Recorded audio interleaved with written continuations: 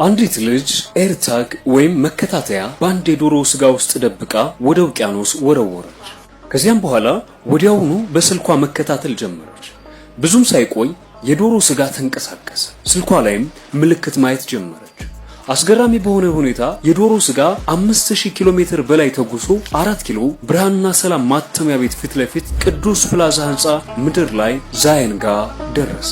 ዛይን ፊዚዮቴራፒ ስፔሻሊቲ ክሊኒክ በማንኛውም የዕድሜ ክልል ያሉ ሰዎች ለሚያጋጥሟቸው የጡንቻ፣ የነርቭ፣ የጅማት፣ የአጥንትና የመገጣጠሚያ ህመሞች እንዲሁም ለፊት መጣመም፣ ለራስ ምታት፣ ለስትሮክ፣ በስፖርት ጊዜ ለሚያጋጥም አደጋ፣ ለዲስክ መንሸራተትና ለተመሳሳይ ችግሮች በብቁ ባለሙያዎች ዘመናዊ የህክምና ቴክኖሎጂን በመጠቀም የፊዚዮቴራፒ ህክምና አገልግሎት ይሰጣል። አድራሻ 4 ኪሎ ብርሃንና ሰላም ማተሚያ ቤት ፊት ለፊት ቅዱስ ፕላዛ ህንፃ ምድር ላይ ያገኙታል።